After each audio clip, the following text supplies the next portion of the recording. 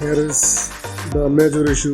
You drag the transparent image from Photoshop to Illustrator. It will comes out with the white background from the transparent image. Here is how to fix it. Go to the Photoshop and save the transparent file, TIFF file, anywhere in your drive, like desktop.